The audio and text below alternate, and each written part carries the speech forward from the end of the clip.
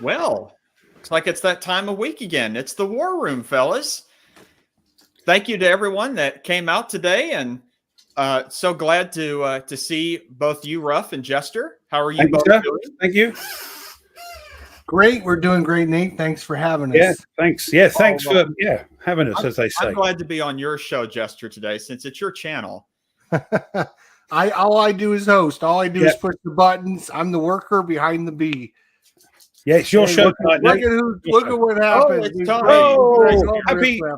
Happy anniversary, you two little lovebirds, you. Oh, happy anniversary then. Yes.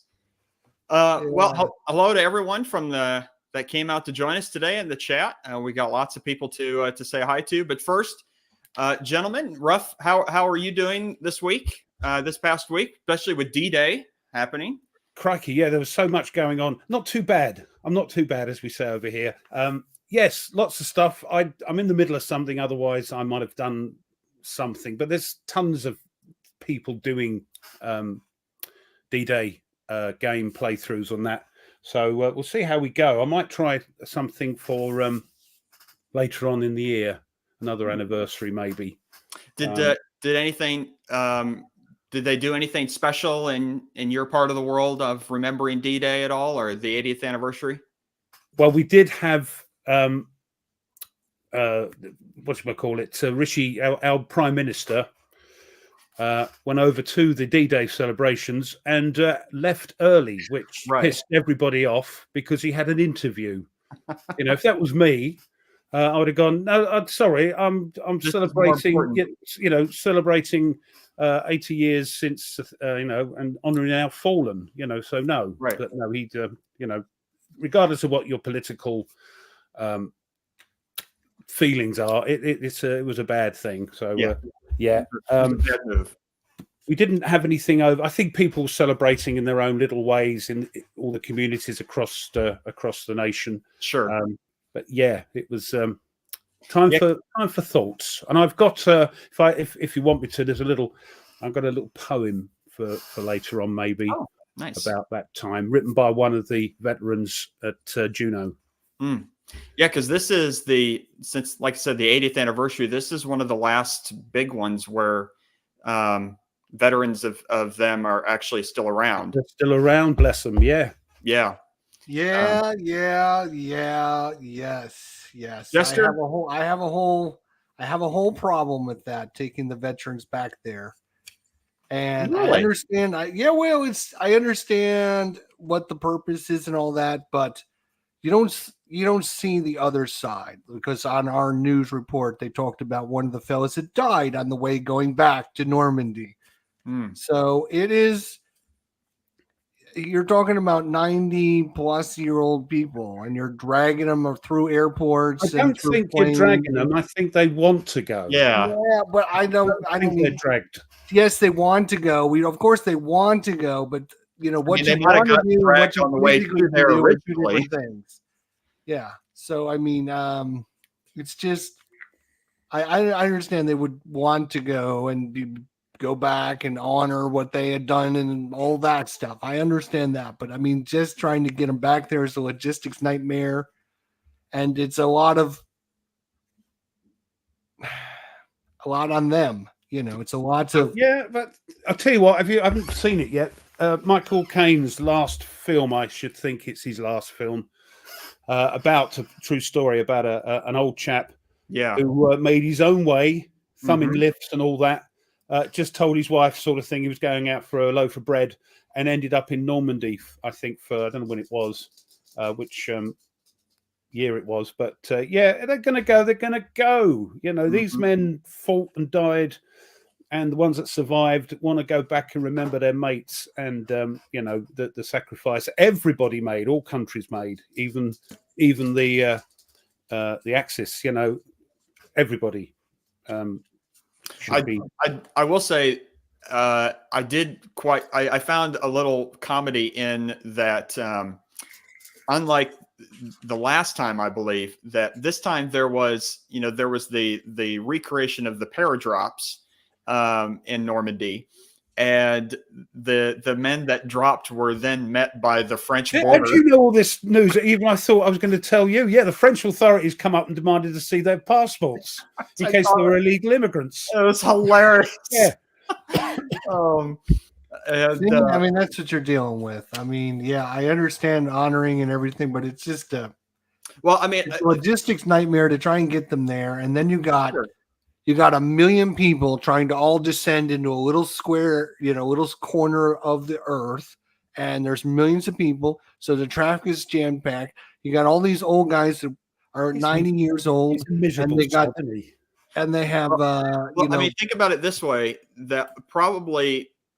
I can't say for certain. I'd have to look it up, but I'm pretty sure that all of these D-Day veterans that want to go, that their trip has been paid for, and they're just along for the ride. All the logistics have been worked out, and they just say, "I would like to go," because there's a lot of honor trips. They're called honor flights, things like that, of taking veterans there, and especially since this is one of the last times that. Of a major milestone for these guys that I can't imagine. And I know you said somebody died on the way, then that's terrible. But I suspect, and I have no way of knowing this, I'm just suspecting that that when they all get on the plane together and they see their old comrades, even if they're in a different branch of the forces, I bet the old adrenaline runs through and they feel a high and they think, fantastic to be with their fellow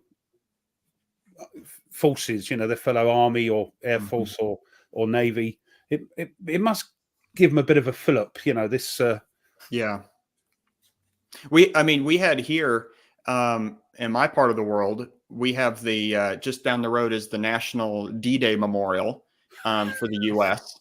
And I've just seen meandering Mike. He's playing. Where is it? Crowbar. And it looks like I was launched up. I've got to watch that. Yeah, I haven't seen it yet, Mike. Sorry. But I live not too far from the National D-Day Memorial here. And we had the governor of our state, and then we had several thousand people go out, and lots of veterans that came out. And then they also did like flyovers of World War II aircraft like that, which is pretty cool. So the reason the town that the D-Day Memorial is in is a place called Bedford, Virginia. And it's famous for, I don't know if you've ever heard of your own names, for goodness sake. Bedford. Right? Dear, oh dear, oh dear. It used to be known as Liberty back during the Civil War, and then it was changed. But anyway, Bedford. Like the university. Correct. Yeah. Similar. Yep. But the Bedford is famous in World War II because of a thing called the Bedford Boys. I don't know if you've ever heard of them before. It is a large group of brothers that went off to the war, and a lot of them died. And I believe Bedford has the highest casualty rate of any town in America. Boys and girls that went out there, of World War II. So that's why they put the D-Day Memorial there.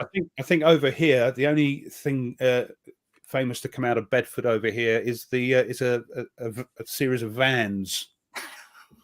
The Bedford van is quite famous over here. Bedford van, okay. Yeah. Oh, jeez.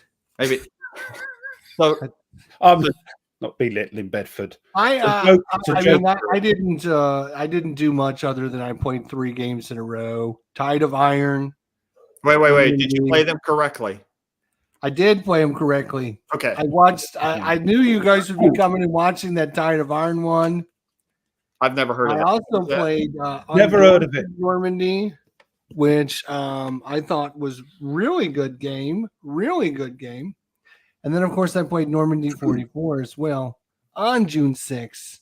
And it's interesting because I just played that the other day, last week, and I had like the perfect parachute drop. Absolutely perfect. Like I didn't lose a step, and there was a couple scatters, and that was it. And this time, it was horrible. It was really bad, and it goes to show you that it's like, you know, if you hear the stories about these guys running across the beach on D-Day, right? And the guy tells you it's just blind luck that I made it across the beach because the guy standing right next to me got killed.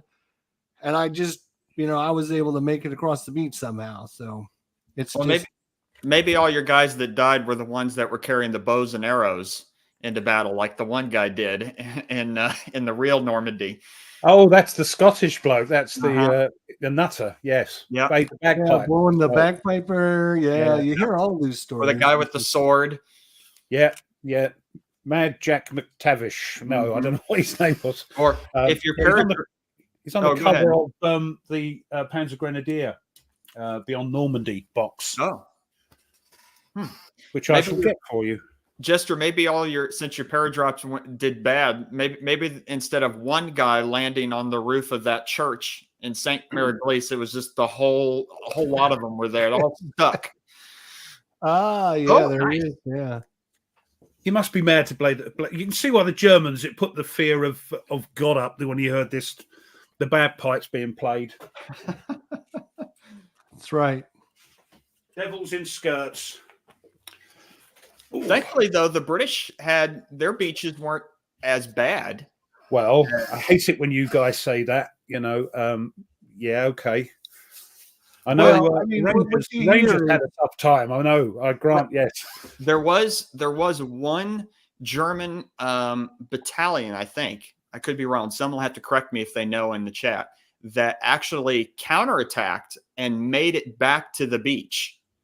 And they got all the way there, got to the beach, and realized that we're losing, and so we need to hightail it back, and so they retreated again.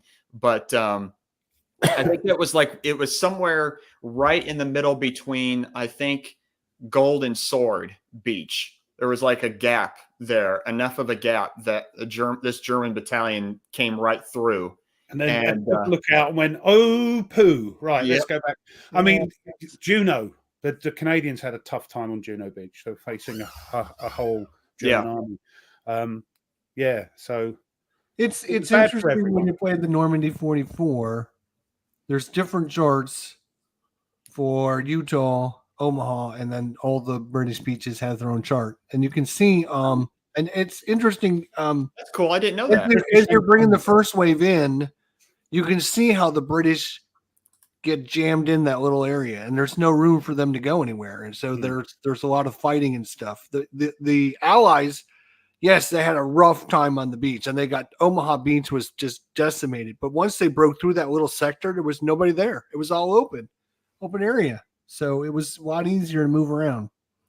A lot different than the Brits. The Brits had to fight all the way up to Caen. Well, and that was supposed to be the objective, at least for the first day. And that was just very unrealistic. They were supposed to take Caen in within just a few hours of landing on the beach. And there's no way. Yeah, it's only up the road. Go on. Oh, yeah. What are you waiting on? Spent the next 2 months fighting for that town. I know. Yeah. It's crazy. But I did want to watch Longest Day again. That's good movie. Yeah, I did have a colorized version of it. I can't remember if that was on the DVD. But yeah, I just like the film, and the guy that played the guy that took the bridge, Pegasus Bridge. Mm-hmm. The actor who played the leader of that the para lot there was there at the time. Really? And the bloke that I think, I'm not sure, the guy there's a guy that was in charge is actually in the film and walks up to Richard Todd, the actor, and nods at him to say, "Well done." That was that one, and he said that was my boss on the bridge, you know. So he played him, and then the man walked past and nodded, you know, only for a second. Wow. Yeah, Richard Todd. Yeah, he was there. Huh. That's incredible. I didn't know that. Huh. Yeah, thanks, Coy. I remembered his name as I was thinking about it. Yeah. So Jester, since you played 3 Normandy games, which one do you think did, what would you say the best of making it feel like Normandy? Well, that's kind of a skewed question because I tried to play different games with different styles, and I didn't want to play the same game over. You're talking about an operational game versus a tactical game versus an abstract game. You really can't compare them. Which one made the juices flow and get your heart beating fast? There you go. I would have to say Undaunted Normandy for me. Because you're zooming in again, aren't you? Yeah, it was. It was. I wasn't expecting you to say the operational one. Yeah, it was. The Tide of Iron. It was just brutal. It was absolutely brutal, and it's not.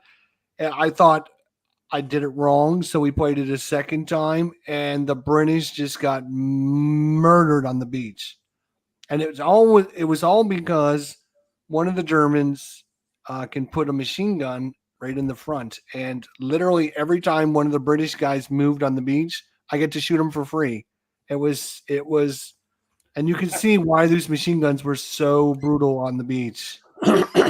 Yeah, it just took out guy after guy after guy, and by the time the British made it across the beach, they were dead. A well-placed machine gun, like in the First World War in the trenches, over the top. You get a few of those placed, they're just going to cut everybody to pieces, which they did, of course.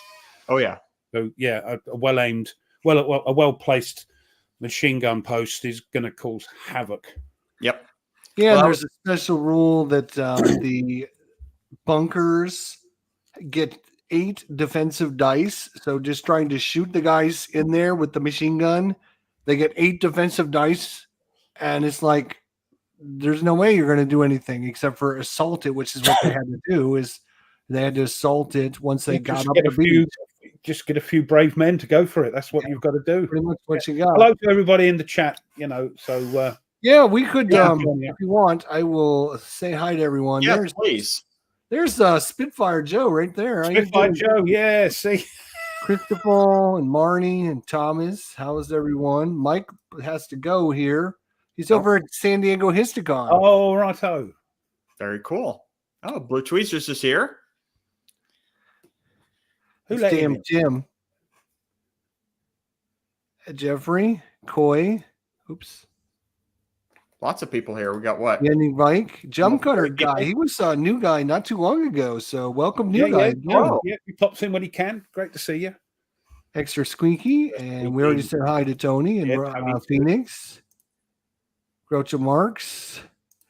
There's Historic Wings and his new game release. I'll talk about what I'm playing at the moment, but yeah, Thomas is in there, and he's a green pilot, which is quite ironic. Him being a pilot in real life, I find that quite funny. William, I don't like your new logo, man. I like to see Guinness. What's the wrong with Guinness? Well, there's nothing wrong with it. It's just like I'm used to his other one. Well, Ian, what's going on? Gotta have change. Yeah. What's that? Evolve or die? Was that the chairman of ICI said once? Paul, what happened to them? That's all. That's all we got. That's all we got. Oh wait, no, sorry. No, there's my bad. That's my bad. There's Tweez, yeah. Edward, Imanity, and Gareth. TCS Omaha. Very cool. That. I've never played a TCS game. Well, don't send him to Ruff. He'll never play him either. Shut up. I'm playing. We're going to be hopefully playing some, maybe. So, you see my box is still here in the package. Yeah, that's my video. That's the one that I've been talking about for years.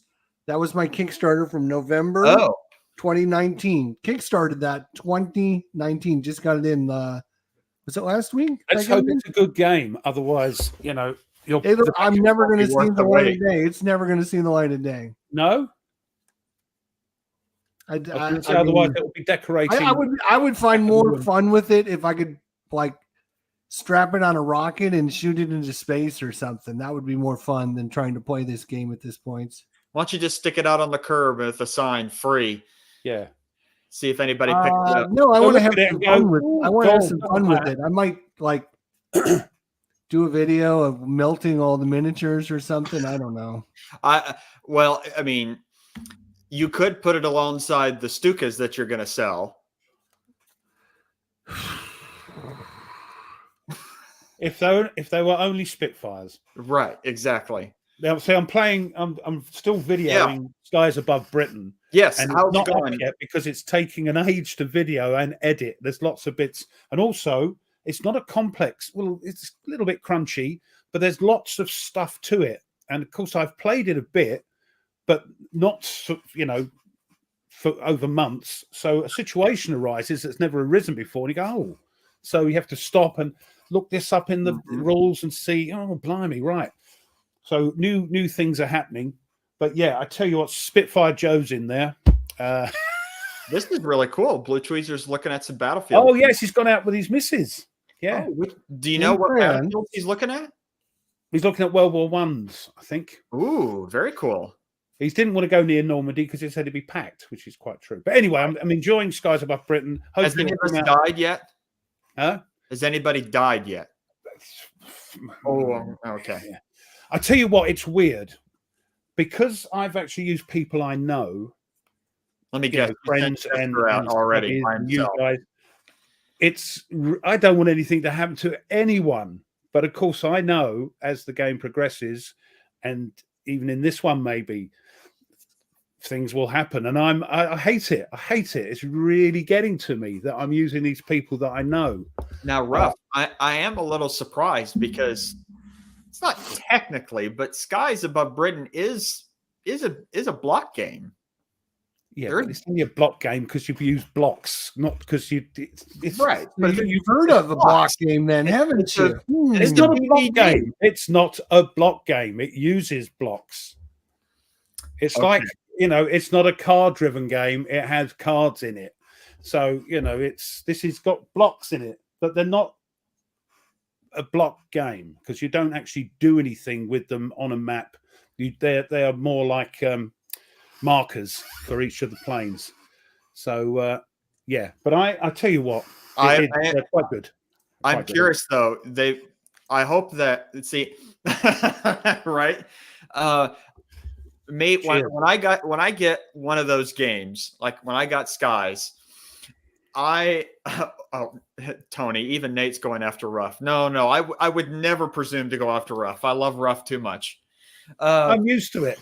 But when I got Skies, or even when I got Commands and Colors Ancients, I was so meticulous about each sticker being centered on that block. And each block, each sticker on every block had to have the same wood grain direction. Yeah, and also you had to have the same gap. And also what you had to do when you put it on, you went, oh no, they take it off and turn the block, and it would make a better fit. Yeah, we're bonkers. Oh yeah, yeah, that's right. It's not block game. It's just got blocks in it. It's got counters as well. Cambrai. Oh, there we go. Landese, Moraz. So far, wow, that's a lot. Cool. Cambrai was the battle that tanks were used. Just about to say that was the first tank battle, wasn't it? Which we invented, of course. Of course. And church bells rang out across Britain because of that battle. But then, they advanced 10 miles, and then they realized we don't have enough men to exploit this, so let's just go back where we started. Great thinking in World War One, was it? The generals, great thinking. Oh yeah. Just brilliant. Absolutely brilliant. All right, so Jester, I would really appreciate, since I wasn't initially part of this way back in the dawn of time, for our 10 game challenge for the year, I would be very grateful if you kind of walk everyone through on what we've been doing for these 10 games and what the rules are. And I'd be curious to know how everyone in the chat has been doing with their 10 games. But go ahead, Jester. All right. So something me and Ruff and Tony started several years ago. I think this is our third or fourth year we started doing this. We didn't do it the first year. I know we didn't do it the first year. No. And it came about because me and Ruff and Tony towards the end of the year were talking about some stuff. And I said, you know what? If it's that simple, why don't we just get everyone to do it? And then, I don't know, whatever, we the conversation switched to, yeah, let's do it. Let's see if we can get 10 people to play games or, get 10 games. So we decided, let's come up with this challenge. So I came up with the challenge. Boom, we did it.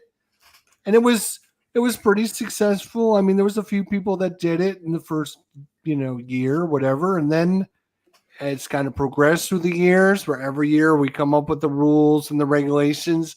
We get games donated and we give out prizes at the end of the year. If you completed your 10 games, you can be awarded a prize. We've got prizes to give away.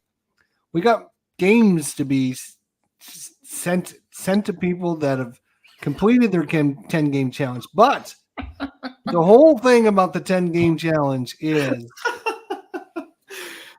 sorry. Good moaning. Good moaning. Yeah.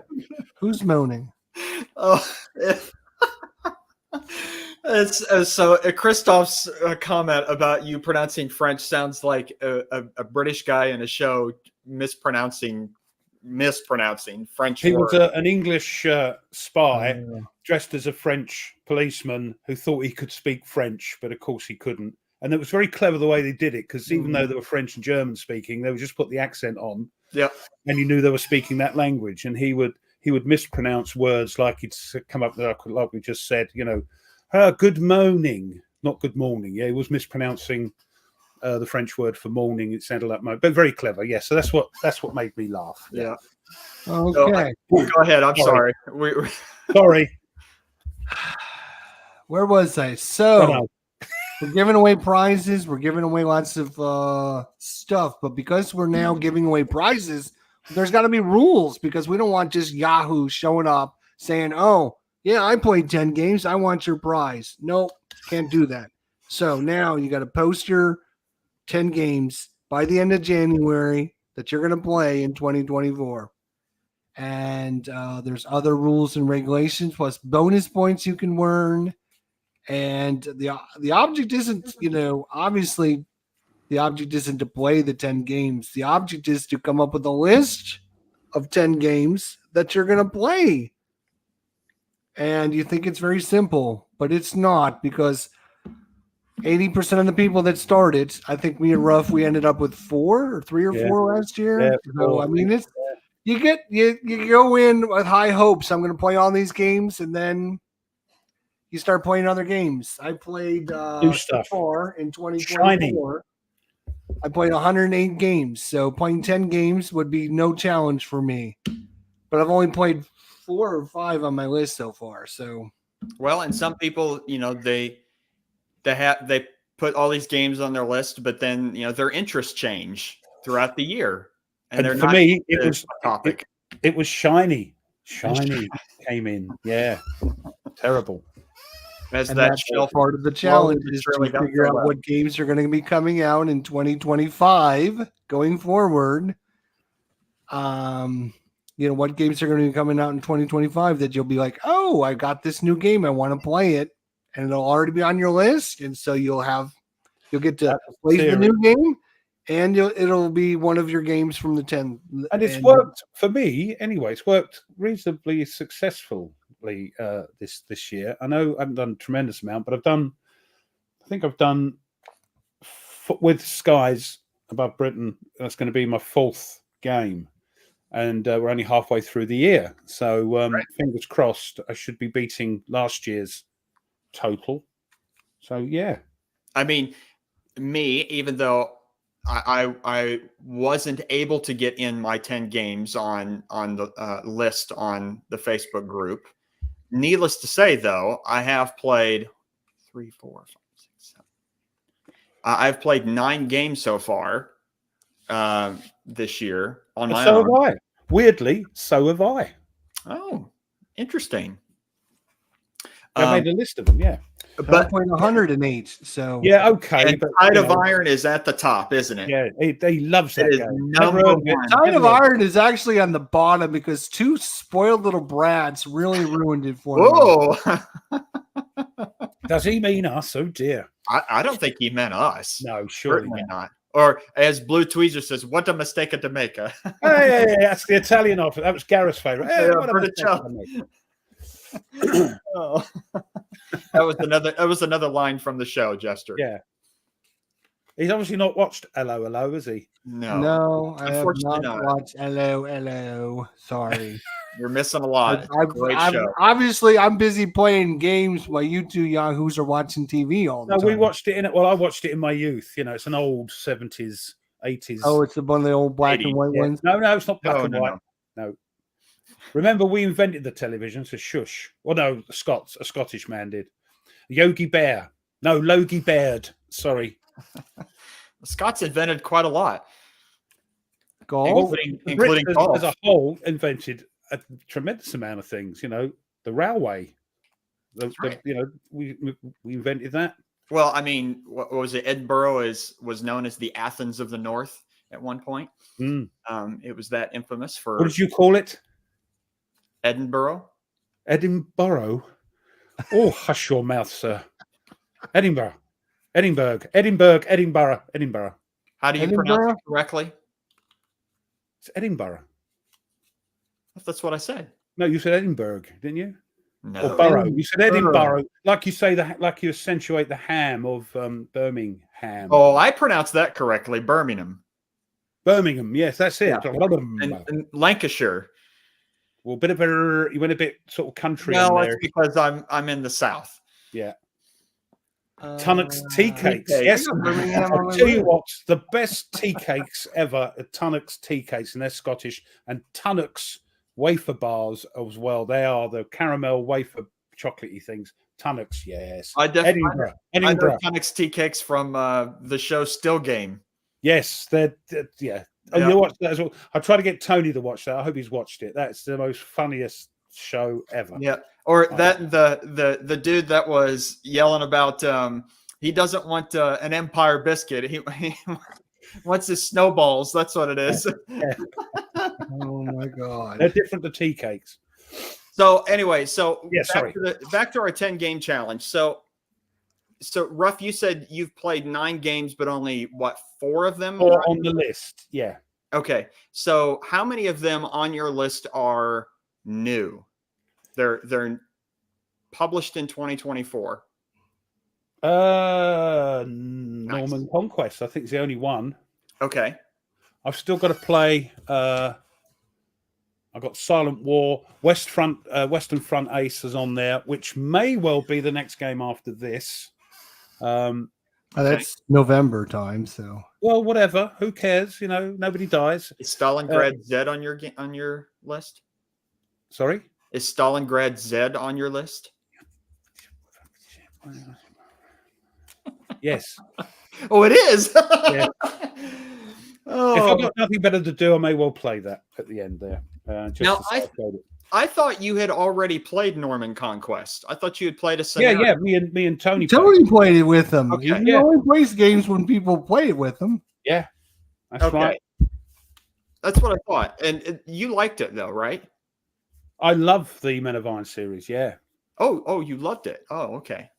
I do love it. Yeah. Jester, now, I mean, you've played, like you said, over 100. Now, I don't know where you find the time to play these many games. I reckon he does it at work. He goes, I'm just going to the, I'm going to go to the cupboard, get some more elastic bands, and takes his game. You can go back and look at my channel, and you can see all these playthroughs. Well, so I'm curious. Okay, these 108, is that what you said? That's 108 different games. I've actually played, 202 different play sessions. So I played 202 sessions of games. And of those 202, 108 have been different games. Okay. And how many of these play sessions have you played the game all the way through? And not just like one around 50%, 60% of them. Okay. Maybe more. I don't know. It's hard to say. Probably about 90%, to be honest. Thomas, the only ones that don't play from start to finish are going to be the ones that are going to be like campaign games or something like that. Okay. They're not keeping an eye on hold on. They're not keeping an eye on the chat. There's questions being asked. Are there extra points, Thomas asked, if you play games you didn't play last year? No, I don't think that you won't get that. I think that's right. No, there was extra points if you played a game that you the date that it happens. So, D-Day, if you play it on D-Day, you get an extra point. You can only earn a maximum of 1 extra point. So you can't earn if you play every one of your 10 games on the date that they happen, doesn't matter. You only get 1 extra point. 1. You get an extra entry into the award is what you get. And for these, you have to at least take a picture of, maybe not you don't have to include yourself, but at least a picture of the game that you're playing and post it for it to count. You have to post the game on the Tech Up Facebook, a picture of people have been doing pretty good. Yeah. Oh yeah, I saw quite a number of people playing earlier this week. And I think the second award we decided to give out, and I'm trying to remember, was if you played a game that was also on your list from last year that you didn't play. So you would get an extra points. I think we decided to add that in there, didn't we, Rob?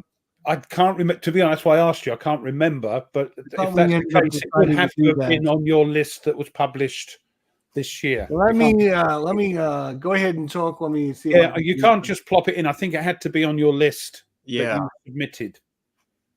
You can't just say, I played that. I was going to play it last year. If it's not on the list that you submitted, I don't think it counts. So, Jester, you could do is, since you're not gonna like and play the game that's in your box back there, is you could just save it to the end of the year and give it as a prize. Yeah.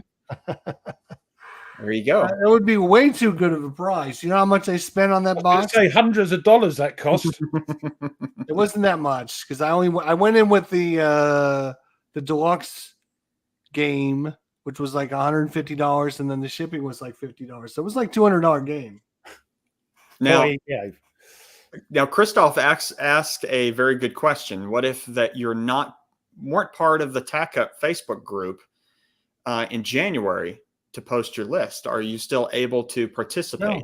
No, you can still do your own games, but no, you can't win anything from us. You have to participate with us to, It's like, I go for the Super Bowl. I didn't get the chance to play. Do I get to play in the Super Bowl? No, you don't get to play in the Super Bowl. Sorry. You have to go through the season, and then you get to play in the Super Bowl. It's like buying a ticket for the pictures, the movies. The movies. And you don't go, so you go the following week, and you say, "Well, I've got my ticket. Can I?" And they go, "No, go away, no." Or a competition. There's a end date, for a competition to enter. Closing date. Which that reminds me, Ref, I meant to ask you earlier about, has the baseball game happened yet over there? Tomorrow. Oh, it's tomorrow. Okay. Yeah. Excellent. That'll be exciting. Yeah, gates open at 12. It doesn't sort of kick off, as it were, until 3 p.m. So I think there's lots of entertainment. So I'm hoping it's going to be very American-y, and I can sort of half close my eyes, and I'm in Pittsburgh. Do they offer any show up early and you get a prize? I don't know. Did they? Because they do that as well, don't they? Show up early and get a I mean, my family, we would go to Cincinnati Reds games a lot, and there was a number of games where if you showed up early, the first something like few hundred fans got a bobblehead of a player. Yeah. And those were, at least back in the day, if you had the bobblehead, the box and the bobblehead and the ticket from the game that you went to, you could sell it online for good money. Oh, right. Yeah. It's everyone that didn't get one. So I wish I would have got one. Yeah, I remember when I was a little kid, my first game going to get and I got a bobblehead, and I was so excited to get one. And it's illegal to sell them while you're at the stadium. And I remember I had carried it around, holding it because I didn't want it to set it down and people steal it or anything like that. And a guy came up to me, and I think I was maybe 10, something like that. And he goes, "I'll give you $1,000 for that right now." And I said, no, it's mine. Oh, see, this is what happens with the inexperience of youth. As you get older, you probably snatched his hand off. So if we forgot to post them, do we get to post them late? If you Yeah, pretty much. They're doing it over 2 days, Ian. So they play today. It doesn't matter when you post it. If you post it, you post it. The rules are you post your image. If you post it, great. If you don't post it, you win nothing. Nothing. Well, that's good, Christoph. At least you're going to at least join us, even though you can still participate. If you didn't get your list in, you can still participate. Create your own list and post it and pretend like you're in the group. It's fine. Gareth. But you might want to answer Blue Tweezer's question now. If you don't play your 10 games, each game you don't play has to be sent to Jester. So no, I'm done getting games for now. Yeah. I'm actually going to be getting rid of a bunch of stuff. I got a bunch of crap that I don't want, so I'm going to be getting rid of it. Yeah. Including Knock Barris, which is Nordic's not here, so he's missing out. Too bad, so sad. I'm gonna. I found a new game that I really like, so this one's gonna stay. You got the rest of the in the green room. I got this a while ago, as you guys know, and I was really intimidated actually by this game, and I was like, I don't know, it looks a little bit too involved. I got it because it was going to be a deck building, solo playing game. And I'll show you this, Ruff. I know you don't like the artwork, but I'm going to show you something. Well, it's just a little bit cartoony. I'm going to show you something that might change your mood, might change your mind about this. If you get the reinforcements pack, that's the reinforcements pack adds a bunch of new scenarios and adds some new units and stuff. But the other thing it adds is solo cards for every unit in every scenario. Wow. Yeah. So based on the different units, you pull out which unit they are, which scenario, and it'll tell you which card to use. So every unit has its own AI. You see, the thing is also that's made by the same company whose game you chucked halfway across your room. No, this is by Osprey. Oh no, sorry, I'm thinking Phalanx. No, it's not. Beg your pardon. Or DVG. Yes. Nothing wrong with this. See that? Oh, but Ruff, even with the solo cards, you're so still not solo cards. Really, I mean, I played it without the solo cards, because all the solo cards is basically getting you to play the other side to the best of their ability. If you play those sort of games, you can do that anyways. Yeah. So as long as you follow the same structure that you do in solo. By putting the cards out and playing them, boom, boom, boom.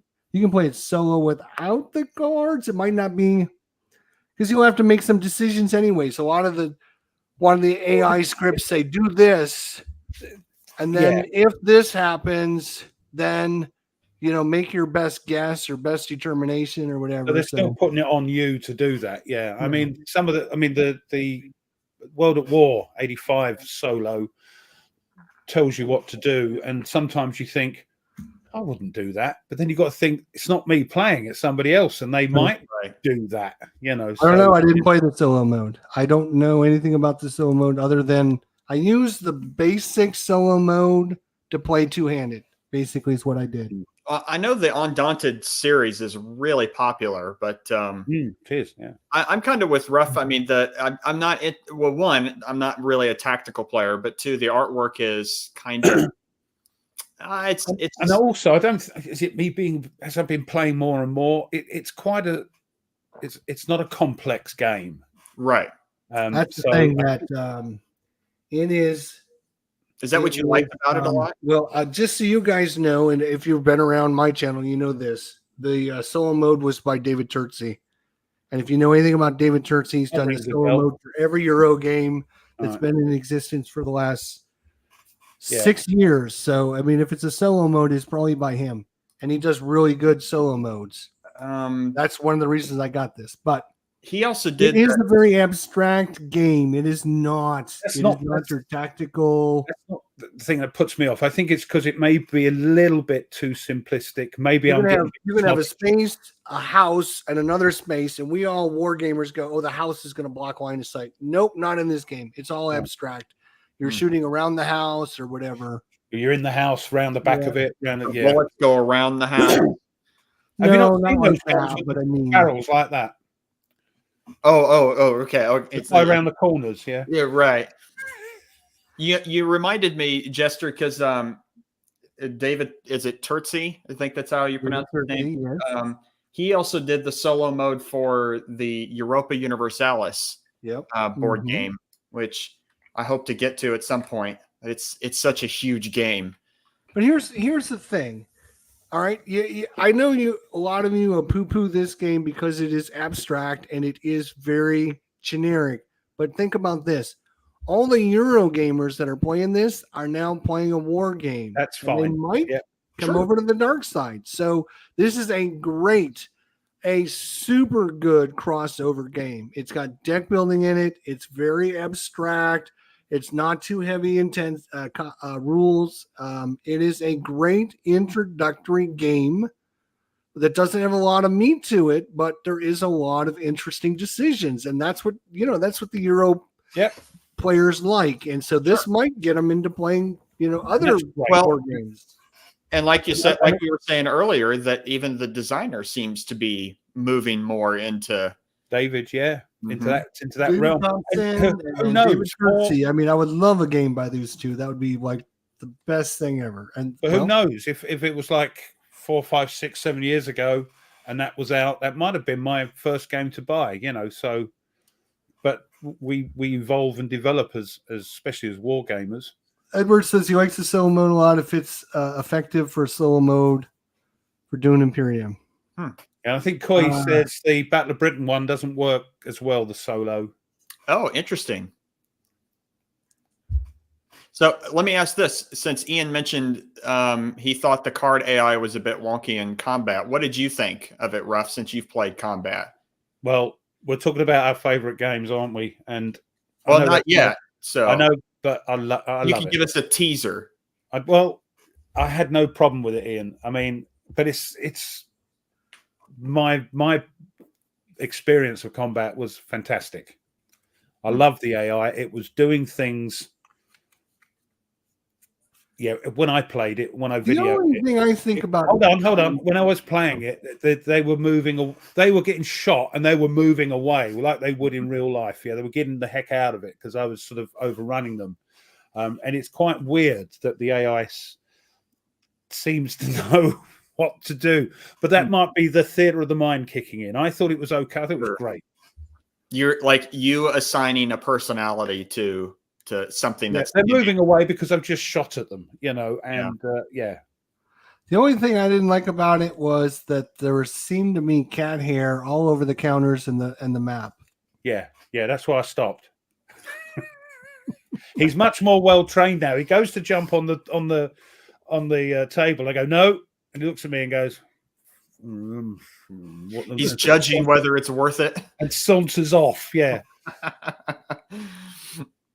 I've never when I was deciding on what tactical World War II combat system am I going to play, I thought of I was thinking of either getting starting with combat or going to Last 100 Yards, and this is a very simplistic answer, I guess, is that the artwork in Last 100 Yards got me more than combat. Sure, yeah. It's also bear in mind that combat is a purely solitaire game. Right. Last 100 Yards isn't, and some of the scenarios you'll have to house rule because there's hidden information, hidden troops and things. Yeah. You have to go that. Right. But you're playing double-handed, whereas combat is good, in my opinion. Well, I know that they're going to Anzio, and then they're doing Market Garden, and then I think they're going to go doing that next, aren't they? Market Garden is Volume 3, which is a standalone game. With Volume 1, and 2. You had Volume 2. You had to have Volume 1 to play Volume 2, Right. but Volume 3 is a standalone. Okay, and I know that they're going to go to the Pacific at some point. Yeah, I'm just going to carry on. They're expensive, bloody games, but I tell you what. Well, I can see that your let me point correctly. Your Compass selection over there is getting bigger. It's growing, yes. Wrapping around the wall. Yeah, and also down there, that's the last of my books down there. There's still books on the shelf. Holy cow. Well, you say that, Ruff, but then I would introduce you to. Hang on, I got to switch my screen here. The big Greatest Day is going to be released here not too long from MMP, and it's $250. Yeah, I know they're expensive. On P500, it's $250. If you wait, it's going to be $332. So if you're interested in getting this one and you want to save about $80, now's your chance. Man, it's got 13, count them, 13 counter sheets, and it's got 4 maps, something crazy like that. It is it's huge. It's a beast. Yeah. I was tempted to get when they did On to Richmond 2 with all the 4 games that are in one box. They packed a lot in that, didn't they? Yeah, but it was so expensive, even the pre-order. I was like, I passed on it, but because I do like the Great Campaigns series. Not tried it, and I can't. Really? I can't. Because you'll love it too much. Because I like it, and it's just so expensive. Well, it's again a topic I'm still not struggling, but still fighting to get into to learn about the history of it. Because I think we enjoy the Brits. Well, it does, but certain things. I think there are some Brits there, aren't there, or some other foreigners. Yep. But I think I enjoy a game more when I know a little bit about what's going on. So when I play a Civil War game at the moment, I'm just moving stuff around, not actually knowing any of the real history of the conflict. Well, I know I'm going to change it. I've got For the People. I've got Great Battles of the American Revolution. So I want to get into it. It's just finding the time to learn. Well, I believe, correct me if I'm wrong, that I remember from a previous show that you had mentioned that you tend to play a game, and that's the avenue through which then you read and learn the history. So at some point, you're going to have to pull out of the war. I'm going to watch that series. I think I've got access to it. That well-known American Civil War. Yes, I think the one that everybody quotes. Yes, that's for television because it's easy. Sit there and watch it. I can't read it. It's fine. I found it dry as dust, but I fell asleep during it. I'm a historian, so. All right. Oh, I don't remember what the. I don't either. I don't know. I think you were saying, was it what you're talking about? For my my sheet. Tactical games. I think you mentioned combat or yeah. Maybe that's what Tony was on about. All of them. Yes. Good answer. I think it's very good that we kind of was talking about Undaunted and stuff and about how it crossovers into gaming and the different designers. And I think Ruff had mentioned combat. I don't think I would like combat as much as I'm a solo gamer. I've watched it and it just doesn't tickle my fancy. But as Ruff always says, different games for different people. Yeah, and that's fine. I will play Undaunted Normandy and I'd be happy. Yeah. Ruff can play his game and be happy. Yeah. And there's a lot of games out there for everyone. Thank God, they were not all the same. Otherwise, it would be a really boring world. And the fact you don't think combat's for you, it's fine. I mean, again, I don't. Let's put it this way. Even though I've only been in this hobby for 6 years now, there's been a number of games where when I first saw it, it was no, I will not buy it. Hard pass, not interested. And then over the years, as we talked about, our interests change, the things that we play and the mechanics that we enjoy, they all change. And like an example, when I first started, I wasn't necessarily a big fan of the maps in some of the MMP games. And also, I wasn't necessarily a fan of some of like the Rick Barber maps in some of the Civil War games. And I didn't buy any. I didn't look at them. And then I got, what was it? A Most Fearful Sacrifice. And I pulled out, and my table's big enough where I can put both of those big maps together to have all of Gettysburg. And I thought, bye, Tony. This is a gorgeous map. And I really like it. Have a good night, man. Have a good night, Tony. Sorry. No. And so then I got A Most Fearful Sacrifice, and then I went and bought one of the Blind Swords games that he did. He did the map for, and then I bought what was it? The Standard Combat Series North Africa, and I liked that.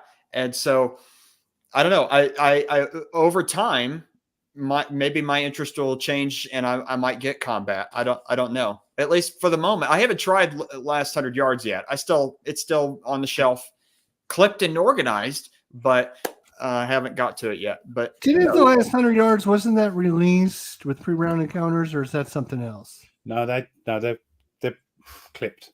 Yeah. You have to clip them. They're clipped ones. Oh, what was the? All right, I must be thinking about something else. Sorry.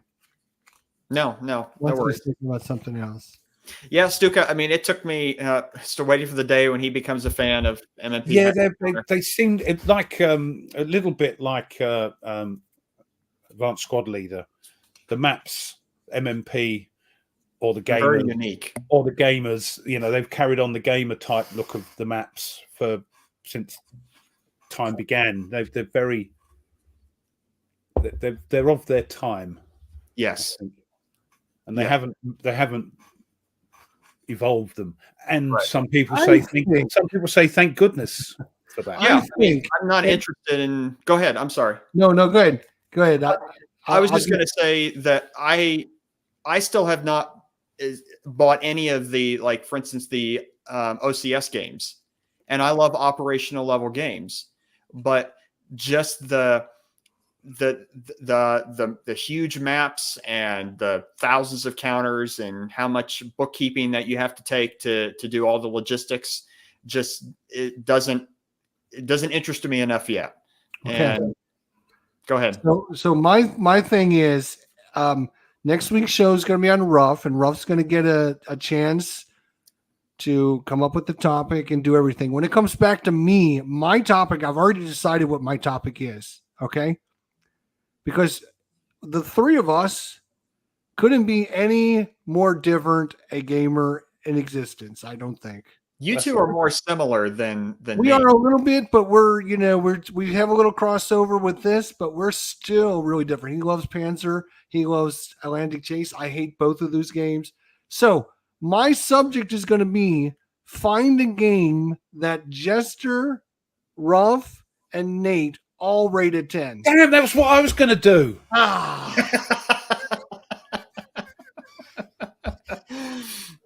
I think that would be a very interesting discussion to find a game that all three of us would rate at 10. That would be difficult. A war game, I assume. Yeah, war game, right? Yeah, war game. Yeah. So if it's a game like, okay, Uno. Ruff would say like Atlantic Chase, and I'd be like, that's a 2. Sure, no, that's not going to work. And then I would say something. I mean, even games that I really like that Ruff likes. Like if we say Panzer Grenadier, right? Panzer Grenadier. I'm not going to rate it at 10. I'm going to maybe rate it a 9 or an 8 because there's still problems with the game. Lock and Load is the same thing. It's still a great game, but it's not perfect. It would, find a game that's all three of us really, really like would be very challenging. Yeah. That'd be cool. I'm sorry to tell you, Ruff. It looks like that Coy beat you to the topic for next week. Why have I not shaved my head? Right? Yes. Look at him. Look, even every certain time of the year he goes. Well, let's see. It's 98 outside. I don't want to have any hair in my head. I know. It's crazy. Well, gentlemen, it is the hour that we've been doing this, so we should do our segments here. Does that mean we go to a break? Do we get a break now? Is there a I'm going to commercial call my break? union. I'm calling my union lawyers. We're having a break during which there will be an intermission followed by an interval. So which one of you would like to go first? You decide. Oh, well, let's start with the history. Okay. First, though, may I read history? Now we move on to that. I'm just kidding. No, that's up to you. That's up to you. May I read this? Because I didn't do any game for D-Day. May I read this short little poem called Normandy by the Juno veteran Cyril Crane? Is that okay with you guys? That's fine with me. Yeah. You can do whatever you want. Here we go. Normandy. Come and stand in memory of men who fought and died. They gave their lives in Normandy. Remember them with pride. Soldiers, airmen, sailors, airborne and marines, who in civvy life were tailors and men who worked machines. British and Canadian and men from USA, forces from the Commonwealth, they all were there that day. To Juno, Sword and Utah, beaches of renown, also Gold and Omaha, that's where the ramps went down. The battle raged in Normandy. Many lives were lost. The war must end in victory, and this must be the cost. When my life is over and I reach the other side, I'll meet my friends from Normandy and shake their hands with pride. So thank you everyone for your service and your, my little tribute to Normandy. That's great. That's nice. That was nice. It's a nice little poem. Anyway, 8th of June. We go way back to 793. Vikings raided the abbey at Lindisfarne in Northumbria. The event is commonly accepted as the beginning of the Scandinavian invasion of England.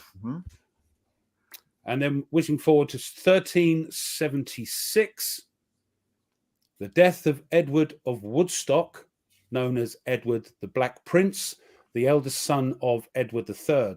He was the hero of Crécy and Poitiers and the upholder of the liberties of the English people. And I mention that because both those battles are in here. Nice. So I do like to try and when the history sort of marries up with the games, that's a good thing. 1776, American Revolutionary War. The Continental Army attackers are driven back at the Battle of Trois-Rivières, which for American viewers is the Three Rivers. The Battle of Trois-Rivières was fought on June 8th, 1776, during the American Revolutionary War. A British army under Quebec Governor Guy Carleton defeated an attempt by units from the Continental Army under the command of Brigadier General William Thompson to stop a British advance up the St. Lawrence River Valley. The battle occurred as a part of the American colonists' invasion of Quebec, which had begun in September 1775 with the goal of removing the province from British rule. This is the last battle of the war fought on Quebec soil. And then we're into 1861, American Civil War. Tennessee succeeds from the Union. How dare they?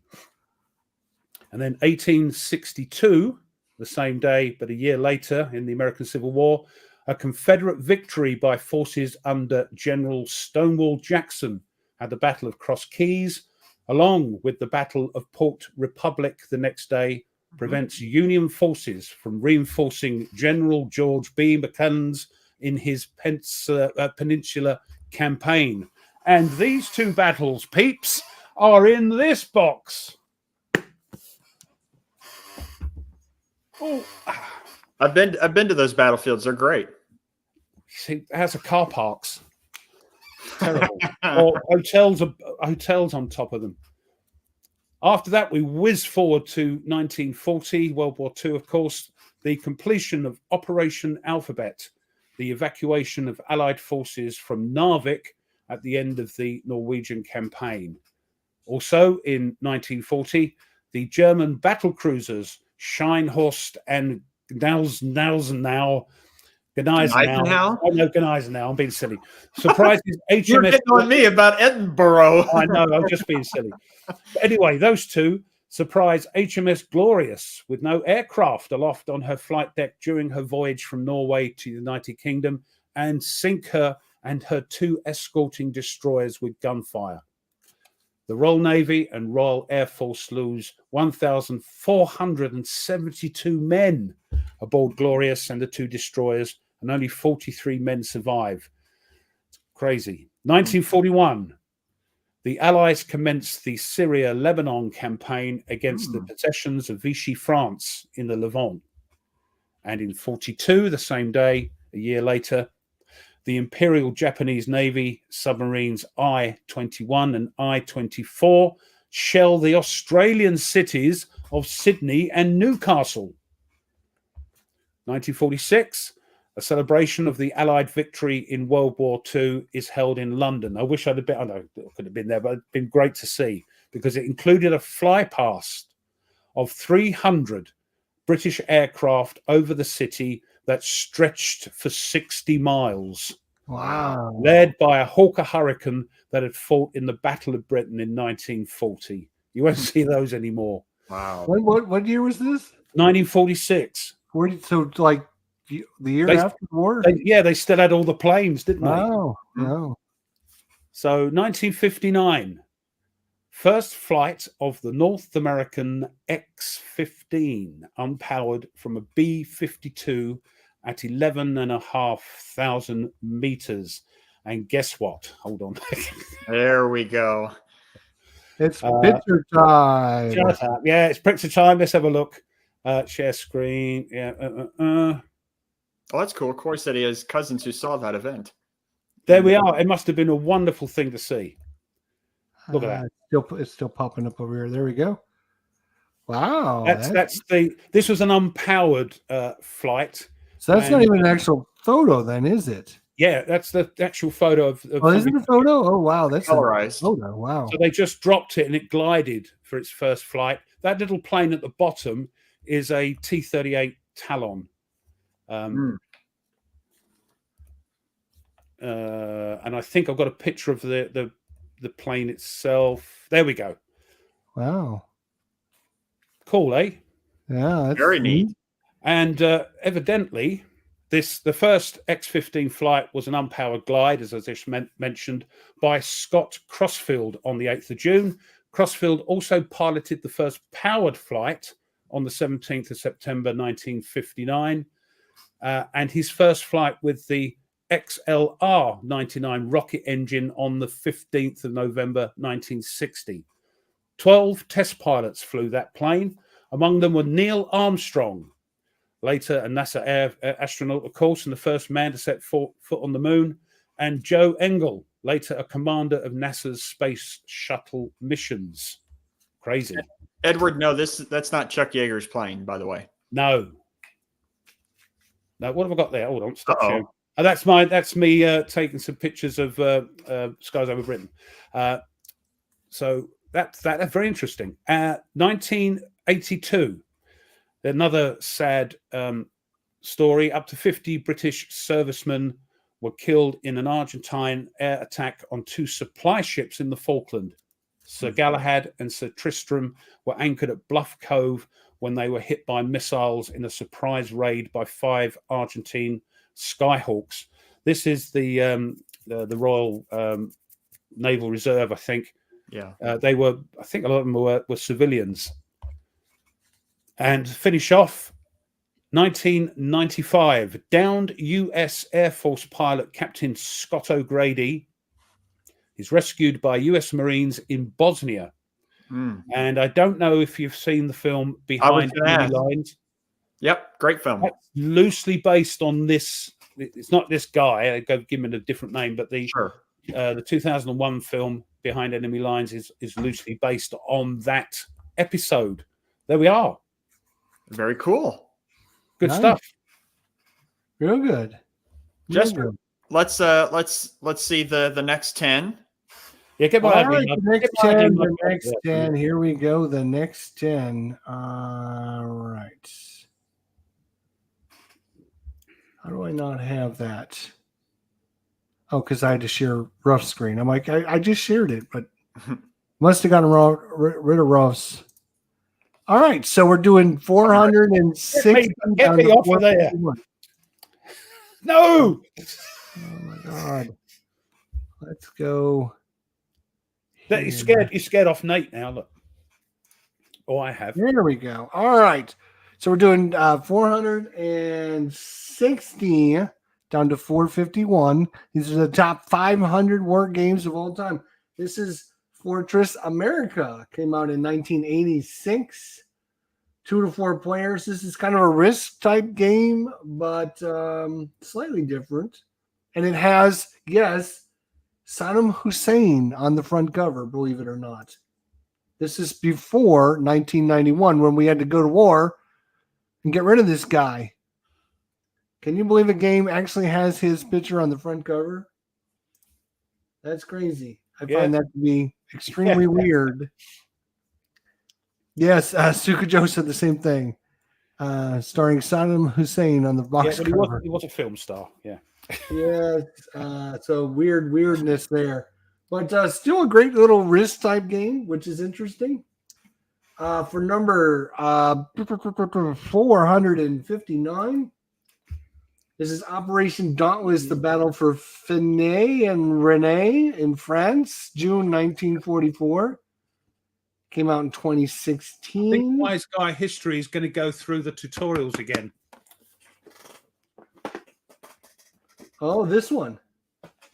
Yeah. It's very hard to get hold of that game. I'm glad I've got a copy. Ah, okay.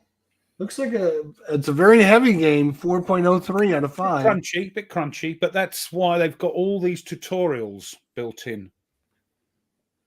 Quite a few little marker or things on the counter too. You get it's one of those 14, 6 plus 3, 6, 5, 5, 6, 12. I mean, good luck trying to remember what all those numbers do make sense. Like anything, once you play the game. British tried to take Fordinay. Yeah.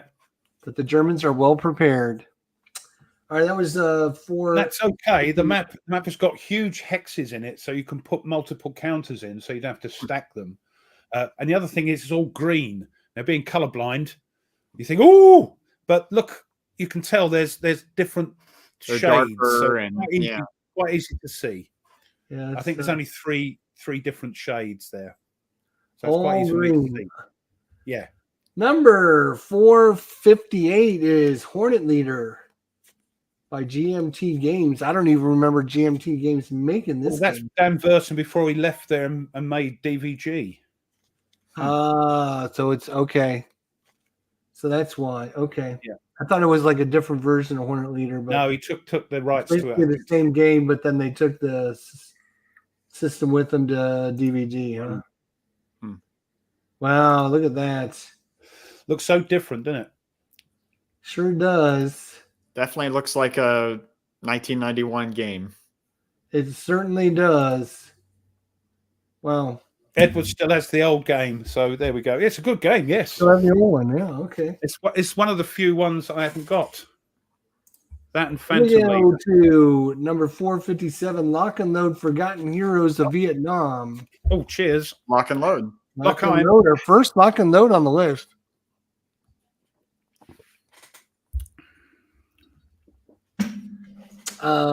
This came out in 2003, 2 players. No glare, you're quite right, Stuka. No glare from the board. I actually remember getting this way back in the day, maybe 2005, 2006 time. I remember that was obviously the Mark. What's his called? Walker. Mark Walker. Mark Walker era, yeah. Yeah. Yeah. All right. So it's good. It's good. Yeah, it's a Vietnam game. You don't get too many of those. I mean, tactical wise, anyways. No. 456 is Wings of War: The Dawn of World War II. This is another one of these card games, I think, isn't it? I never heard of it. Yeah, you're kind of putting the cards down to move your planes and get into tactical a bit like battle. the DVG. Yeah, it's like the DVG, but it's right. And the Wings of War for World War One was the original. Yeah, kind of the same thing, but they had some of the best minis for World War II planes out there. So if you can find those for cheap, is that still going? This game, Wings of War? Or am I thinking of something else? Whether you buy the little minis with it? I think you're thinking of something else. Maybe. Yeah, Ian says it's cards and minis. Yeah, right. Great game. Oh, the predecessor. All right. Oh, that reminds me. Miniatures. Yeah. Okay. Yeah. That reminds me. I have something to tell you both when it's my segment about that. All right. You're getting married. No. You're pregnant. No, what? Whoa. I don't think that's possible. Oh, you know. You pick up Sword, Battle for Cedar Mountain 2015. This is a Revolution game and designed by Herman Lutman. I know, yeah. 1 to 2 players. Is this is a Mark Barber game map, isn't it? A Rick Barber map? Yeah. Like a Rick Barber map, yeah. Yeah. That's good. That's Wings of Glory, right? That's probably what I'm thinking of.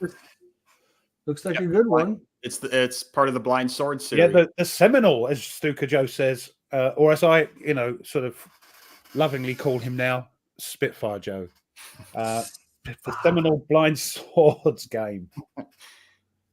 Number 454 is Beyond the Rhine, the campaign from Northwest Europe. An OCS game. OCS game of the West Front campaign of World War II. And if you want to have a heart attack, there's a good reason for it right there. Oh my God. Yeah. I know people love it and it's their game. It just looks like an old fashioned hex and counter, lots of counters, I may play it and love it. This is the problem. I've not played it, so I can't really say anything. Here's the thing. It's obviously very, very popular. Yeah. And a lot of people really, really love it. But I would absolutely be bored to death, and it would be very painful to play this game. I think it's one of those where when it's not your go, you'll go and watch a 2-hour film. You might as well just. And the thing is, I've watched them play this. I've watched people play it at cabs, at Buckeye Game Fest, at everything. I've watched people play it, and it's one of these things where you have all these counters, and on your turn you move like 2 counters, and you make 1 attack, and then you're done for the turn. The rest of it is all getting your logistics and everything else. It was like, when are you guys going to do something? It's like 6 hours into this. Do something already. Some people love that sort of game. I know. I'm not trying to boo-boo. I'm just saying, wow. I'd be curious to see how many people actually played through the whole thing. It is I doubt there's a dedicated group of people. That's for sure. Yeah. You could probably count them on 2 hands. Yeah, that's the problem, right? But it's God love it's not a 10 game for me. Is it a 10 game for either one of you guys? No. Okay. Gareth fell asleep waiting for his turn. He falls asleep at the drop of a hat anyway. 153 Battle of the Ardennes 1978 is another. You're going to see a lot of these games are older games. Who's the publisher of that one? SPI. Is it an SPI game? Yeah, Danny Parker. Yep. Ah, right. SPI, and then it went to Decision Games, and yep. Now this one, I think this one, I'm trying to remember the sort of the timeline of it all. Is that's the old computer. Oh, I was going to say that's a weird color palette. Yeah, Cyberboard. This game, I think, is the progenitor of Danny Parker's Last Gamble, which didn't do too well, but now it's been completely redone and updated for The Last Gamble from Compass that's coming out, and it looks very good. I've ordered it myself. The new OCS East Front, the Forgotten Battles, went on MMP pre-order today.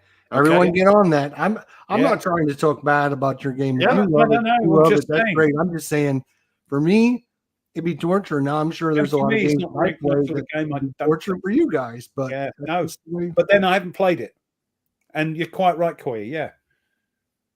Yeah.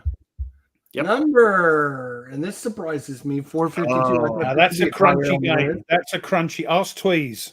That's a crunchy game. I want to try that. It's a 436 out of 5, 4.36. So yeah, that's a meaty one.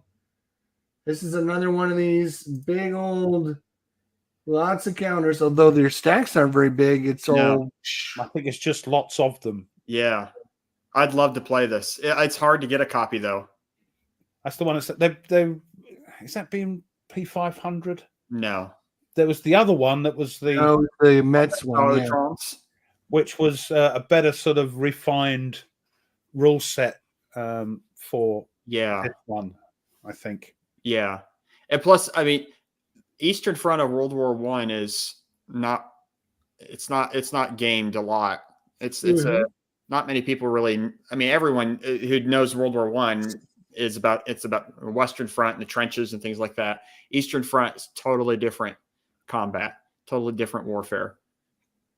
Yeah, $175 rough. There you go. Yeah, I'm not sure if it's that one or the other one in the series that Tweez has played. E4. Last but not least for this week is Racer. And this is going to be another surprise for, I think, a lot of people out there. 451 best war game of all time. Airports. Yeah, everybody raves about this. BCS, yeah. Part of the new BCS system. As popular as that game is, I thought this would be rated a lot harder. Well, there's a lot of war games out there, so it's kind of impressive that a relatively new game is already in the top 500. You would think that. And it is because of the algorithms that Board Game Geek uses. So when you post a new game on Board Game Geek, Board Game Geek gives it gives it 1,500 5.5 user scores.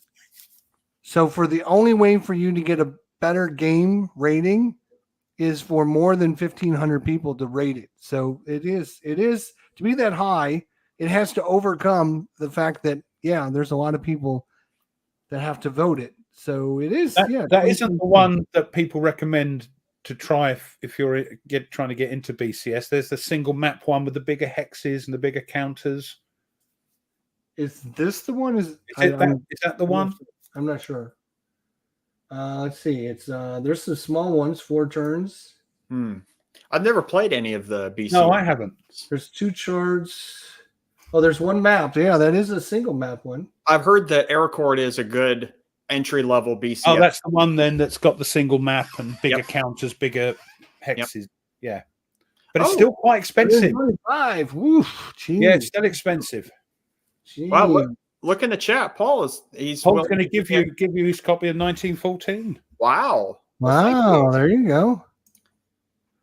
Nice. Get in contact. Yeah. Come on over. All right. So that's the 10 games from this week, number 460 to 451. So no repeats in that one this time. So yeah. I'll just say, Paul, if you want to do that, send me a message through the Tack Up group on Facebook, and then we'll go from there.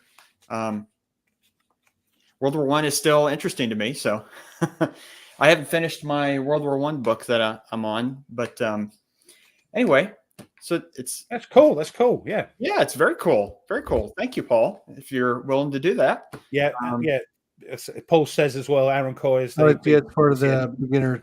It's a beginner game, which I think is good. Yeah, but it's still bloody expensive. Oh, crikey, is it?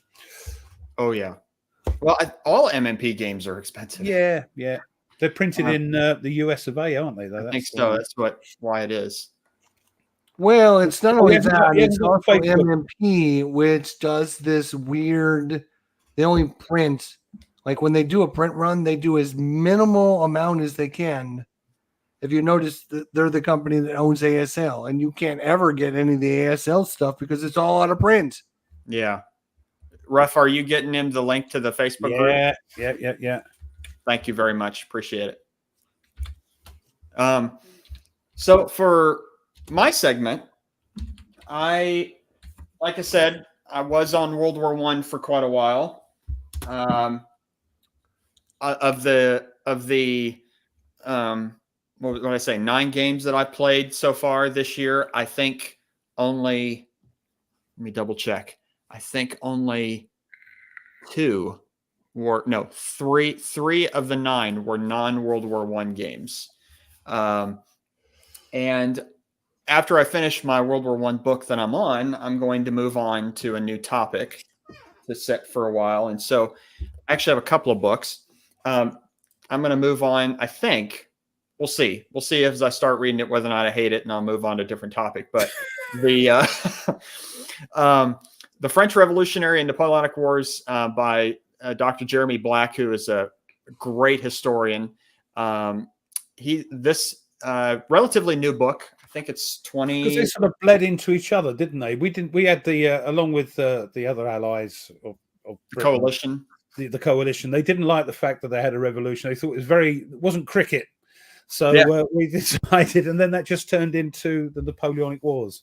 Yep. Yeah, this is a 2022 book, so it's relatively new. He was looking at specifically in this book of sort of what's the overall strategies of each side, particularly the French. And at least I knew from the outset that he was, because I watched an interview with him about the book, that he was talking about that the French and Napoleon didn't have an overall strategy in mind when it comes to waging the war and what they wanted sort of a post-war world to look like, but the coalition did. And one of the reasons why the coalition won, and we get the Congress of Vienna. But one of the games I haven't played yet, but I'm very excited to play it, is Flying Colors. And a great book I know that goes with this game, and Ruff, I know you like having books that go with your games, is, it's a big book. This book. Oh, right. Nelson's Navy. And it's all the ships, men, and organization of the entire British Navy during the it's French books Revolution. like that you can then put in here that make the game come alive, because you can see what's happening on that ship and how it's organized. Oh, yeah. And the cool thing about this is I really like that, they get like design features and paintings that were then, or let's see if I can find like even deck layouts of ships back then, like where the guns were and everything. That makes a lot. When you play Flying Colors, you'll have Ship of the Lines, you'll have all this sort of thing, and you can it'll tell you how many guns it's got, but there's no information of how they're set out or how the men work. And or I like even when Nate says it's a big book. But that is literally a big book. Yes. It is a big book. I like even like, for instance, here it shows you where every British naval base and every major naval engagement happened during the whole period, which is pretty neat to see. Yeah. So it's a real big comprehensive book, and it's hard to find these days. Actually, I don't know if it's still in print or not, but it's a really, really, really good book. I remember when I first got into Age of Sail stuff. I was a teenager, and I really, really fell into wanting to learn more about Nelson. And my dad surprised me because he went to Barnes and Noble and bought this book for me for my birthday, and surprised me with it. I was like, "Oh my gosh, this is super cool!" I tell you what, Nate. over here on eBay, you can pick that up for £3, £4. Really? Yeah. Awesome. Secondhand, of course. Secondhand. There's tons of them. Let me guess. Did you already buy it? Huh? You already have it on order? Well, I may have a look at it and order it for £3.50, free postage. There you go. I might go and where are you going to put it, Rob? It's myself. It's So try eBay, try Amazon for secondhand books if you want that. It's cheaper than a fast food meal. That's crazy. Or Where are you going to put it, Ruff? Oh, somewhere. It'll go there. Look. Yeah, just slide it in right about. Yeah, there you go. It'll Yeah, go there. you go. You got plenty of space for Squeeze it in. There you go. Yeah. No, that'll even fit. I think it'll even fit up there, nestling with the Flying Colours series I've got. Well, I hope you enjoy it. I hope you enjoy it, Nate, because it's not a complex. No, that's what I hear. And it's not ship on ship. You've got your your groups of ships, your fleets. But it's easily soloable as well. Well, and I like that a section of this book actually. What? $48. Let me Look, in case people don't believe me, let me just share this screen, if I may, just to prove that I'm not talking. $48 for the hardcover version. Oh no, just get the This is the Dewberry paperback I got. I can't seem to get the. So that, Nate, was what your father gave that to you? Yeah. You can't. That's an old book, then. Yeah. Yeah, because I had asked for. Well, I'll pull it out. I had found this book and specifically asked for it for my birthday, and There we go. Look at that. Wow. And there's there's quite a few copies too. Yeah. Nobody wants Nelson over there. They don't care. It's like blasé. Oh, Horatio. Yes. Oh, it's another book on him. Oh yeah. That's the dude at the top of the column in Trafalgar Square. I know. He has a very dear place in our hearts. Oh yes. But yeah, I had asked for a specific book for my birthday, and it was this book, the Nelson Encyclopedia. And then while my dad went to go get it, he then found this book and thought, well, I'll just get that for him too. So that was super great. Oh, that's nice. You got such a nice dad. Oh, I have a great dad. Now for Flying Colors, one of the cool things in this book is there's actually a chapter on fighting tactics. Ooh. And you could photocopy that and send it to Ruff. So that way you can implement real historical tactics in your game. I think the big thing that people have a problem with naval tactics is things like raking and things like that. Like there's actual illustrations of going into line of battle and raking and crossing the T and all that. That's how your ships start on the map. And then 2 turns later, they're all over the place. Right. All over the place. Right. Yeah. But I you can tell I like the book and I was excited about it. So that's so is that cover on the second one. That was a very impressive cover. Oh, this one? No, the second one. The second, the other Napoleonic one that you just pulled out. Yeah. What, this one? Yeah, look at that. Look at him. Look at that. Ships, I see no ships. Yes. Yeah. And Nelson had been his mistress. Oh yes. But did you see his wife?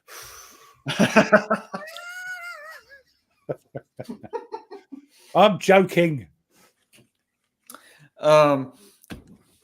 Christoph, I do have more books than it is behind me. This is 3 of 6 shelves, 3 of 6.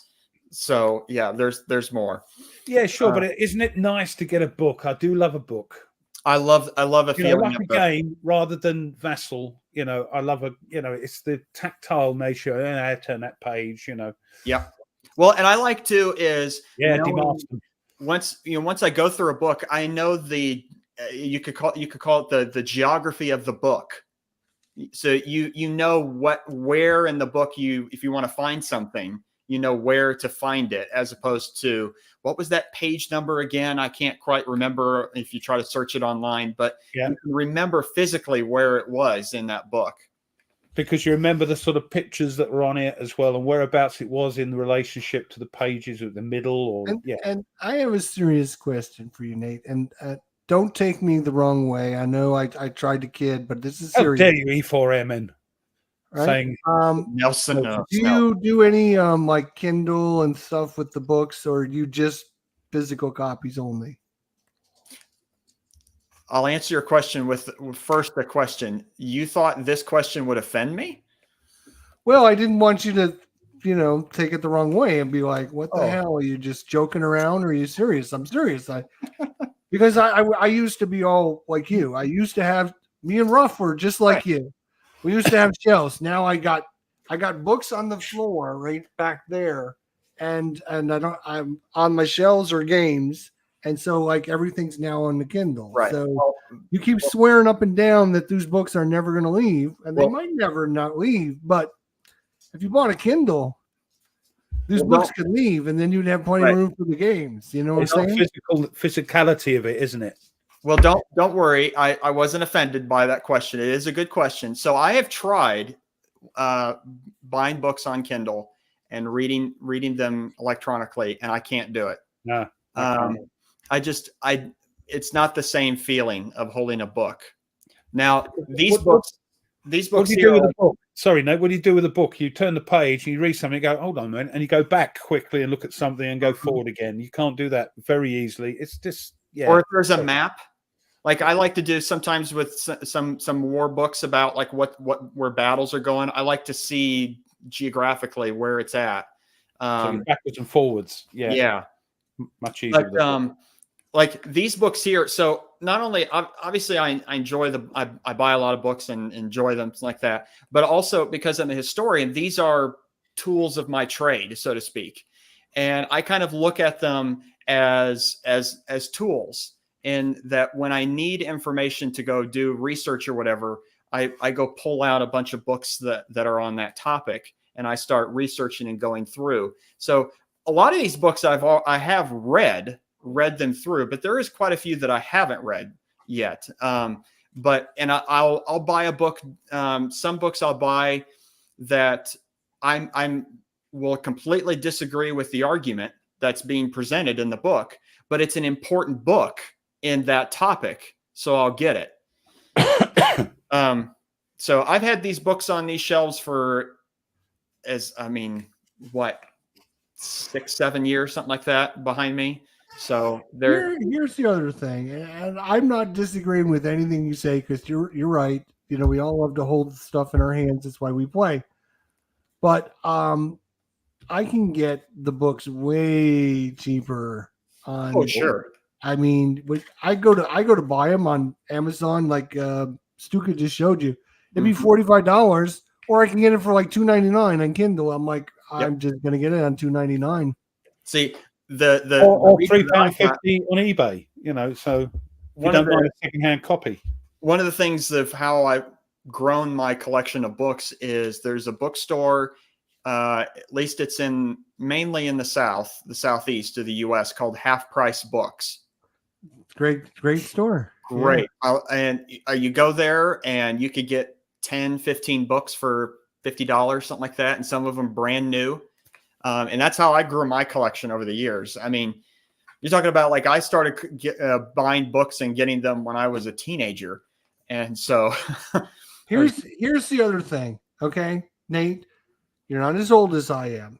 I'm 58 years old. Right. You're 20. So now I need the big glasses because I can't read the little words. And so what you can do in Kindle is you hit one little button and it makes all the letters really big. And like, I can actually read this now. Yeah, but you have to move it to the side and all that. Right.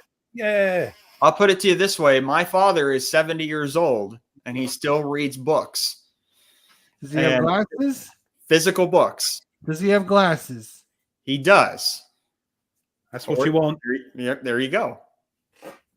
So anyway, we only got 20 some. Good grief! I know. I was not expecting my segment to go that long. Because everybody loves it. Ruff normally does. All right, that's up. So I thought, since we're 6 months into the year so far, that's a cricket book, by the way, The Wisdom. Oh, for that you colonials, people in the new world there.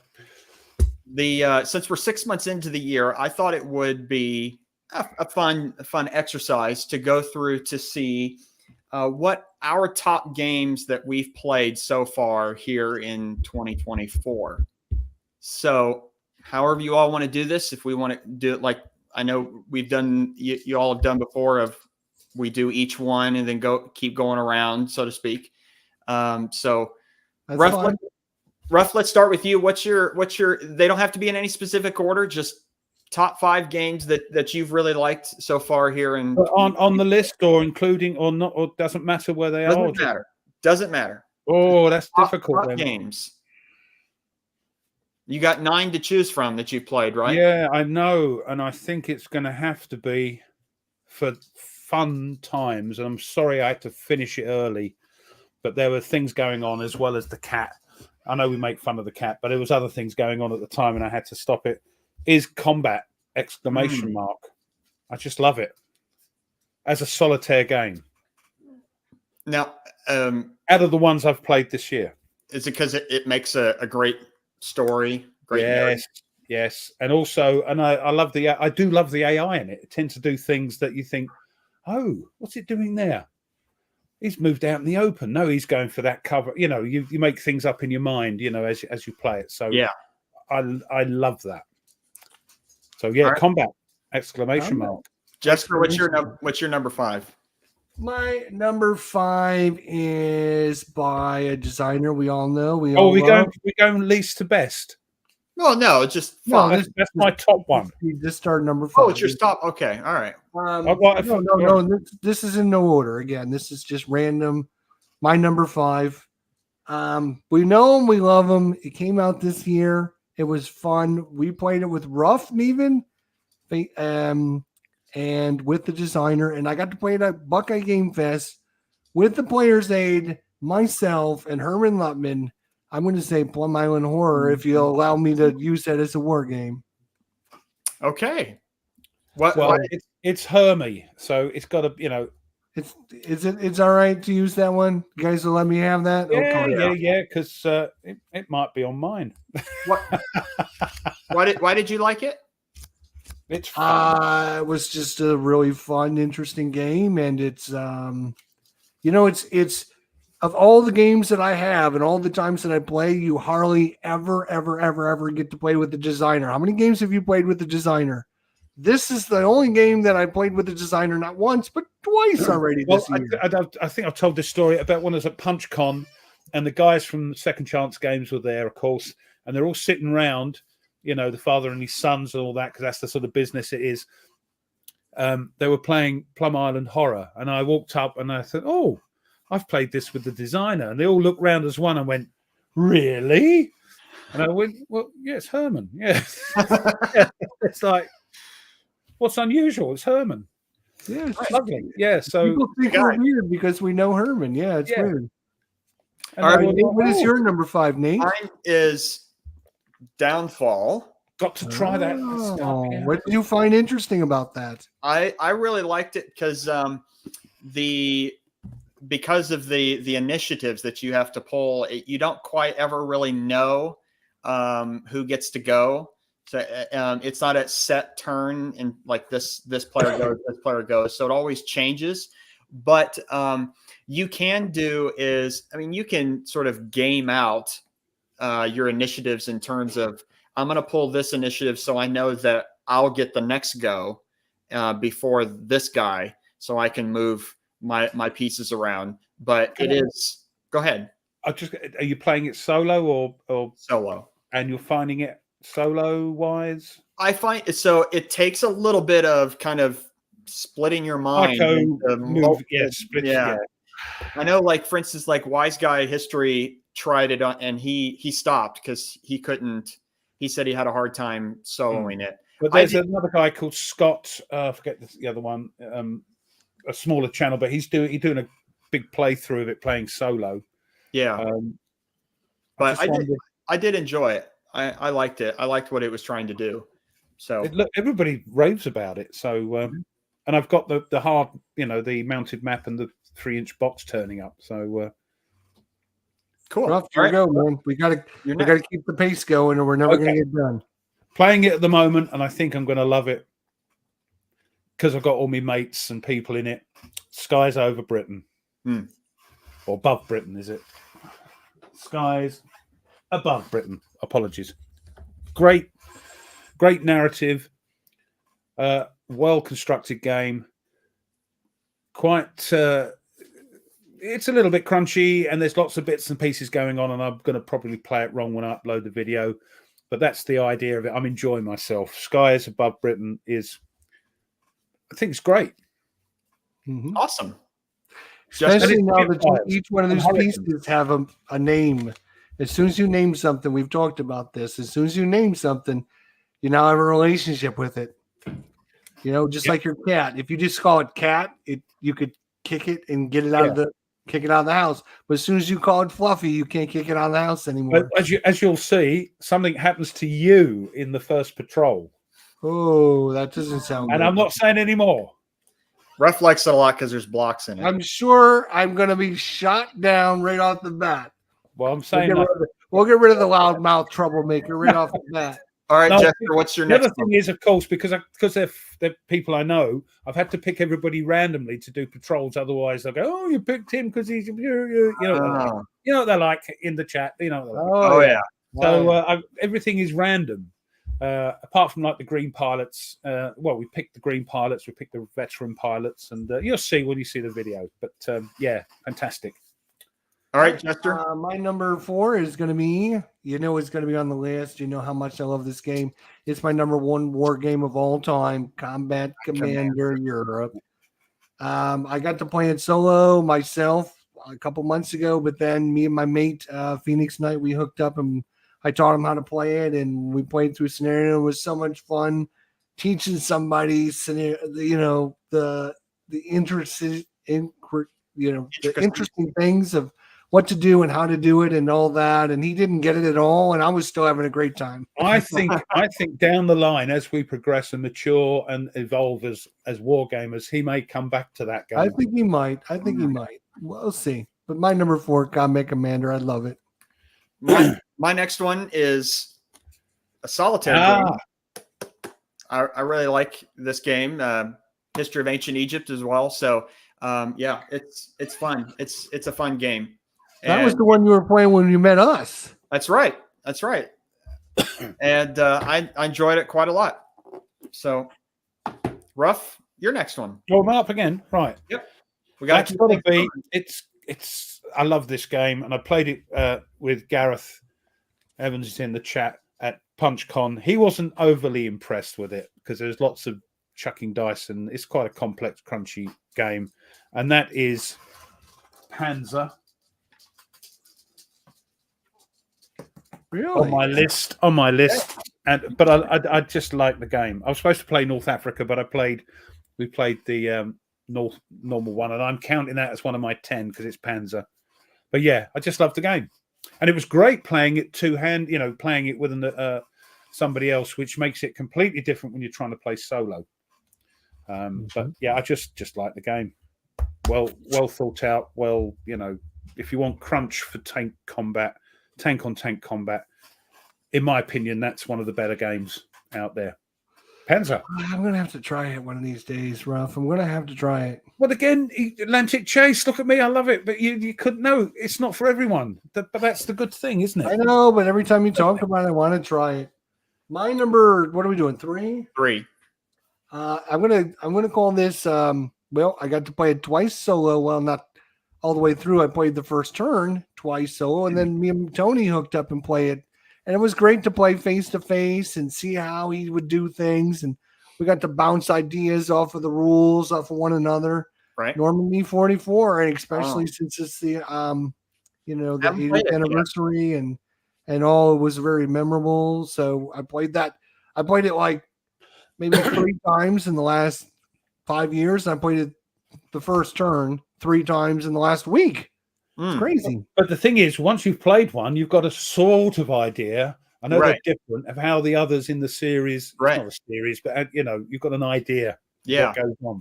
Yeah, I'm waiting for the reprint of that with the mounted map because I've got other 40X games, but not Normandy yet.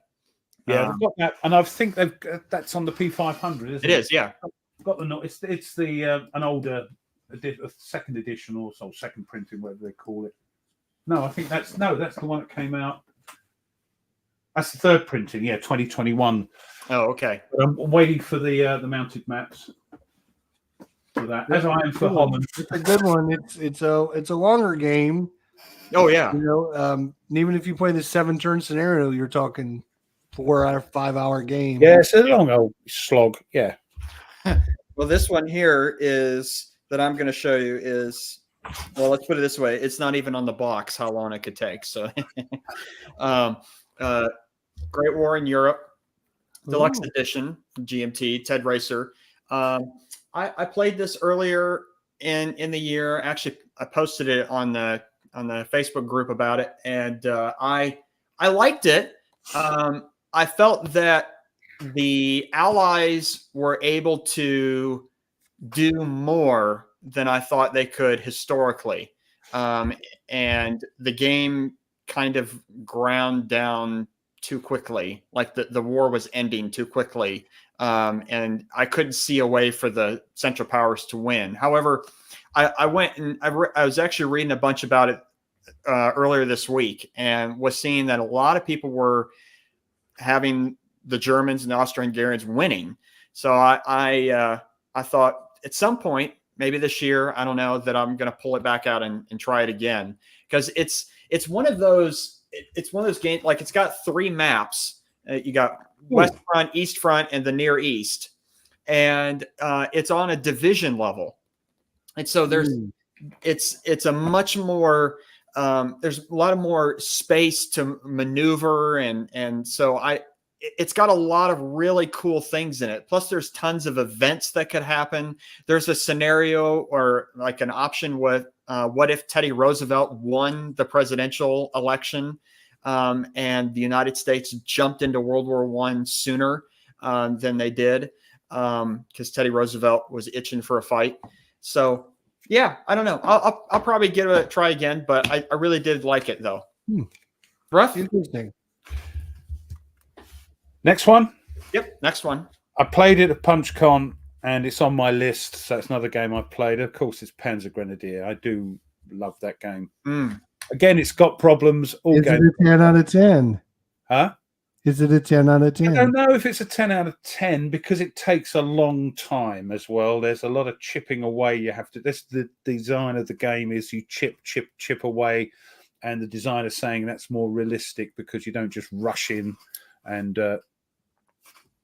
get the conflict over or the combat over. It is a chip, and there are problems. The line of sight is supposed to be, in their opinion, the best line of sight rules.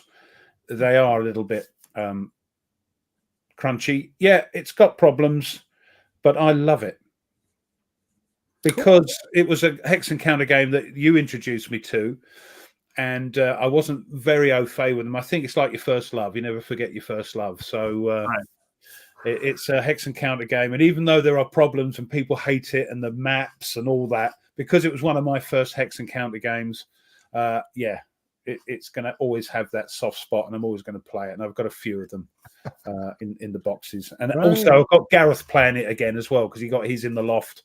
Got them down from the loft. Ordered Casino. Was going for something on eBay. Asked me if it was me that was outbidding him. I said no, go for it. He won it, and he's happy. And it's like, yeah, he's got back into it. So that's a great thing as well. That's awesome. All right, Jester. All right, my number 2 is gonna be it's gonna have to be Tide of Iron. Never heard of it. It was one of these games that I really like. When I started playing it again, I fell back in love with this game. I used to play this game. Whoa, it's been a while since I heard Jester say he loved a game. This is like one of my, like Ruff just said, his first love, Panzer Grenadier. Well, this is like one of my first loves. I remember the first time my mate brought it over and we tried it out in his house. I was like, this is the dumbest game ever. But then after we played it like 20 times, I was like, wow, this is a great game. It's so cool because you just simply, put your units together on a squad basis and put the squads out, and you just there's a lot of opportunity fire, and you got all the different boards. You can make all kinds of layouts with them. It's just a neat, interesting little game. It's very abstract tactical game, and it plays very quick, 45 minutes. So I love it. Tide of Iron. One of the best war games of all time. So my next game is another World War I game, and that's Balance of Powers from Compass. Yeah. And I really like when you put all the maps together. They all all of Europe there. And I couldn't play that. You see, you must have a big old table. I do. Well, that's great. That's great. But there are several scenarios that only use one map. And even you can play the whole war without the Near East map. You can chuck that out, and the Africa map, you can chuck that out as well. So you really only can play with just the two maps if you want to do the whole World War I. But the neat thing I really like about it is it does a really good treatment of all of the naval war. So you can have a Jutland.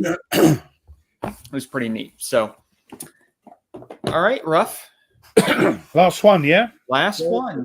Yeah. Well, we've got things like Norman Conquest. We got Last 100 Yards, Russian Front, Firefight Tactical. We played with the designer, me and Tony. And the game the three of us played, Vijayanagara, which I quite enjoyed. So I want to get that out again, try the solo bot. But I think for fun, and because of the infamous dice gate that happened during the game, I've got to go for Plum Island Horror.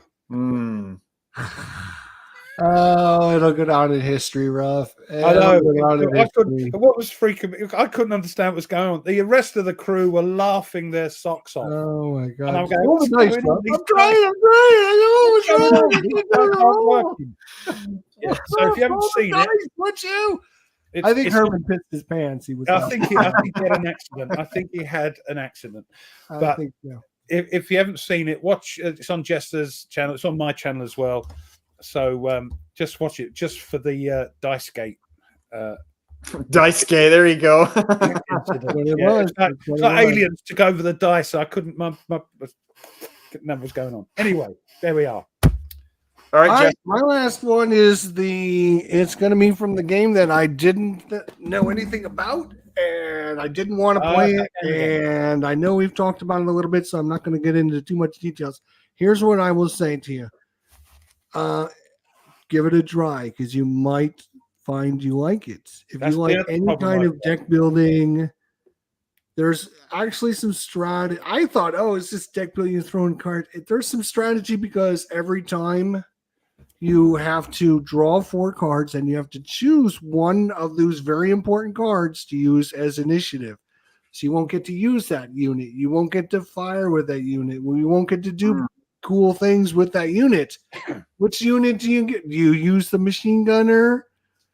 No, maybe you want your commander, and your commander might be able to give you more cards. There's a lot of tough decisions that you need to do. It's actually a pretty good game. It's interesting with that game, because you were saying that maybe that will be a sort of crossover game from non-war gamers playing that going into war games. But I think it's weird, because there aren't any war gamers that would have a non-war game that would introduce them into non-war games, because most war gamers play them games anyway. Right.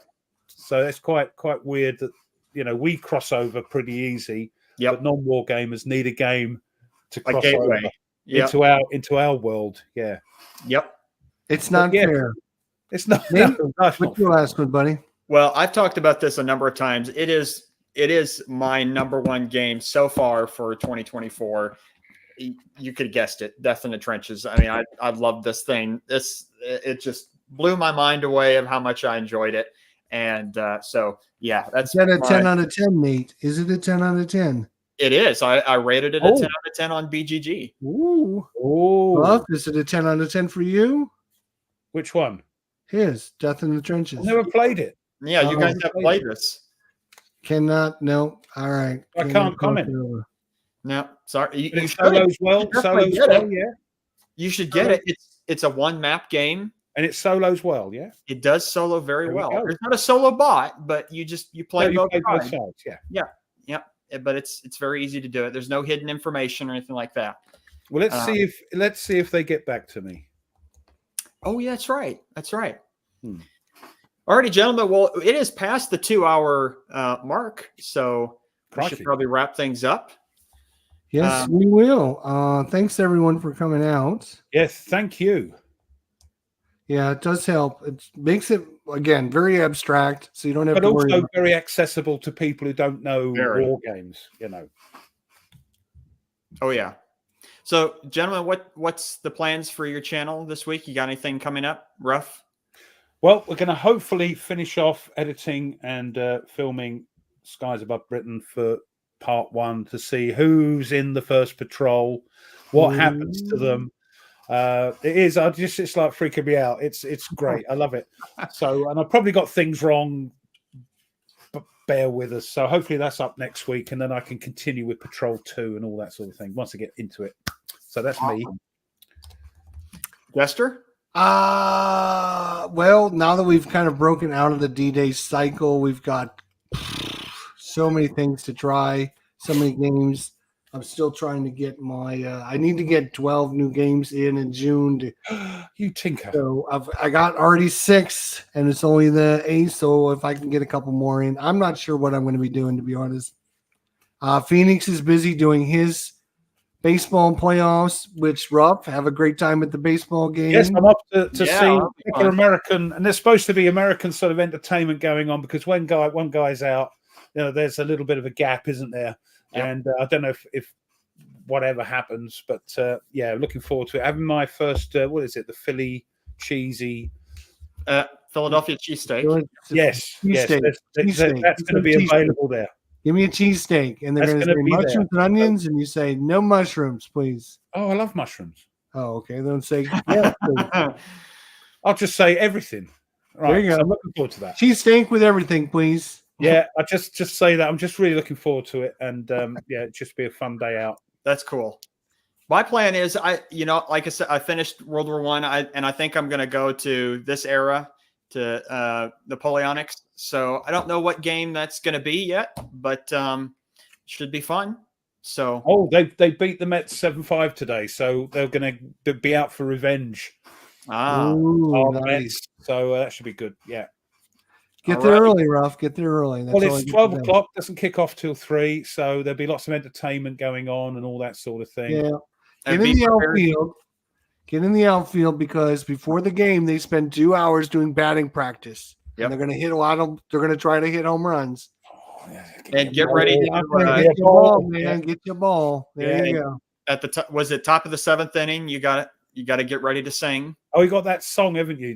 Take me out with the ball game. Yeah, and there's an organ that plays throughout the game. It's a shitty old organ. Sorry, excuse me. It's a sort of but I love all that. That's what I love about it. When I'm watching, on the telly, that's what I love about it. The sort of cheesiness. I just love the way you put on your get the little hats and the shirts and everything. Well, I might get a hat. I don't know yet. Yeah. I don't know if there's a celebrity throw the first ball, Gareth. I don't know. I don't think they've gone into it that much over here. I doubt the Prime Minister will come out to throw a pitch. No. Oh, here we go. Yeah. No, he won't throw it very well. So, yes, looking forward to it. Oh, alrighty. Well, gentlemen in the chat, this has been a lot of fun. So we should probably call it a day. I'm joking, Paul. I'm joking. I know what it is. We call them matches. You call them games. I know. First pitch is what we call it. Exactly. I know. I'm joking. Don't forget hot dogs and beers. Beer, yeah. See, that's what I'm looking forward to. Yeah. Being American for a day. That's what I'm looking forward to. That's right. You'll love it so much that you'll just migrate over here. Yeah, I might do. Don't tempt me because I might do. Yeah, but thanks everyone for sticking up with this nonsense. Thank you guys. Yeah. We'll get you next week over on Ruff's channel, and we'll get to talk about baseball and find out how it went. Yeah, I'll give you the rundown next week. Thanks, guys. Be a lot of All fun. right, guys. Take care, everybody. Have a good week. Bye bye.